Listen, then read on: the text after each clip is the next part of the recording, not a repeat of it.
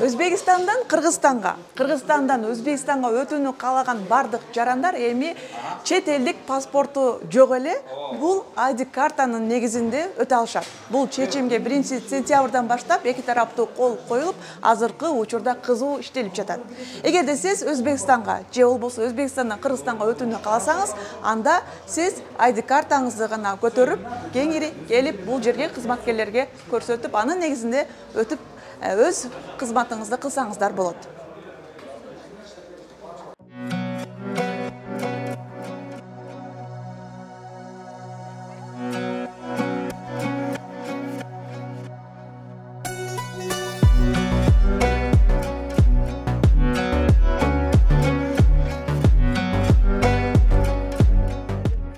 Кыргыз Республикасы менен Өзбек Республикасынын ортосундагы жарандардын барып келүүсүнө өзара барып келүүсүнө 2006 жылкы 3-октябрдагы келишимге өзгөртүү толуктоолор киргизилген.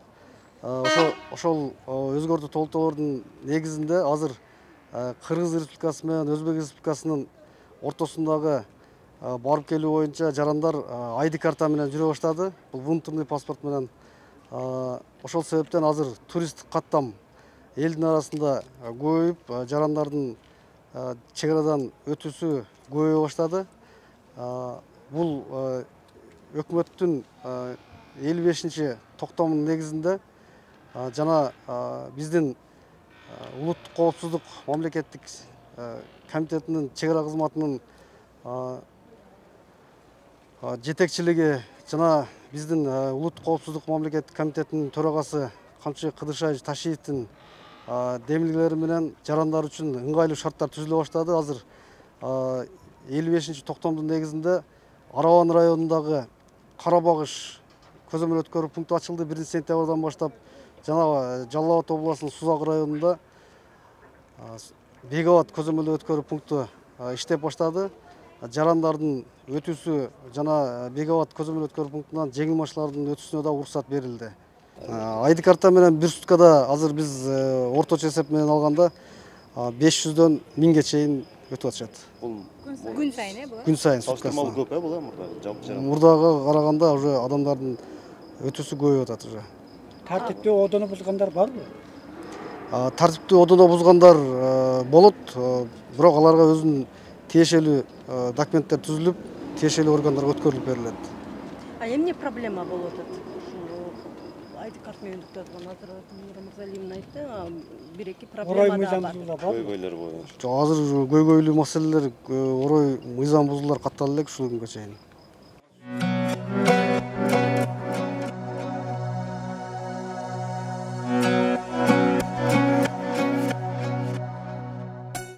Жалпы статистиканы көтөргөндө ID карта менен өткөндөрдүн саны күндөн күнгө көбөйө баштады. Биринчи күндөрү болсо аз болчу.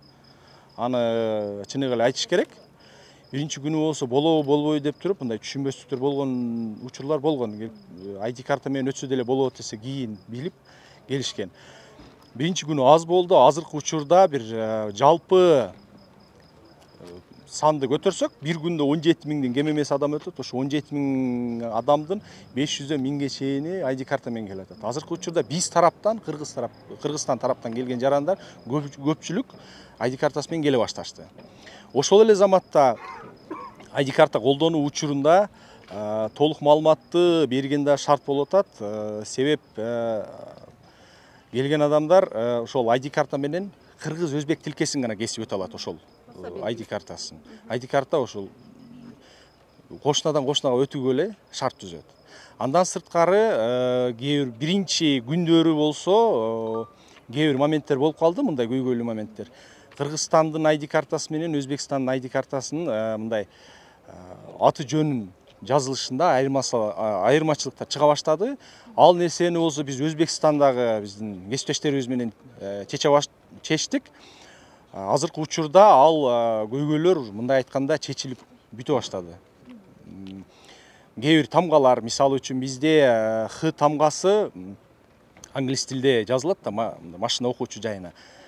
CH менен жазылчу эле, өзбекстандык болсо алардык өзүндө латын алфавитине байланыштуу болсо, ал өздөрүнүн эле Х тамгасы менен эле жазылып калган, X тамгасы менен. Бизде болсо мындай маалымат тутуму сал нерсени туура окуп, туура окубай кездер болгон. Аны болсо чечтик кошуна тарап менен. Биздин жарандардын дагы мындай айтканда жана бессрочный деп коет, мөөнөтү бүтпөйт, мөөнөтү узартылып ошол документтер менен да кичине суроолор пайда болду эле, бирок эртеси күнү ал суроолор чечилди. Азыркы учурда жакшы шарттар түзүлдү ID карта менен өтүүгө.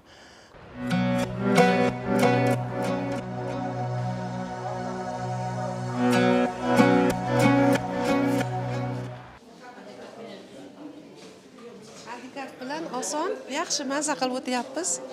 Oson ekan ID kart bilan o'tish. Burun zakran menен qanday o'chirdi? Endi o'chirib turib qolardik. Hozir bundan sразу o'tyapmiz. Pechat bosmasdan yaxshi. Hamma yo'q. O'zbekistonga o'tyapmiz. Yaxshi, oson ekan. ID karta менен өтүү bir to'la жеңил болуп калды бизге. Убакыт үнөмдү атабыз. Жакшы, баары жакшы. Закran менен кандай şu айырмачылыктар бар? Текшергенде мисалы закran паспортко караганда ID картка бир топко жеңил атасыз, печат басылбайт дагы. Печат басылбайт. Анан биздин Кыргызстандын жаңы ID картасын биздин мынау аппараттарыбыз тез окуйт. Кыргызстандын жаңы ID карталарын тез окуйт. Ошол жактан убактыбыз үнөмдөлүп атат. Өзбекстандан Кыргызстанга, Кыргызстандан Өзбекстанга өтүүнү каалаган бардык жарандар эми чет элдик паспорту жок эле бул ID картанын негизинде өтө алышат. Бул чечимге 1-сентябрдан баштап эки тараптуу кол коюлуп, азыркы учурда кызуу иштелип жатат. Эгерде сиз Өзбекстанга же болбосо Өзбекстандан Кыргызстанга өтүүнү кааласаңыз, анда сиз ID картаңызды гана көтөрүп, кеңири келип бул жерге кызматкерлерге көрсөтүп, анын негизинде өтүп өз кызматыңызды кылсаңыздар болот. Мен Андижан вилаяты Кургонтөө районунан келгенмин. Кыргызстанда окуймун. Ошму биология факультетинде. Азырда ID карт менен өтүүгө мүмкүнчүлүк берилиптир. Алдын мындай Кыргызстан, Өзбекстан паспортунан өтөт элек, загран паспортунан. Болду эже. Ооба.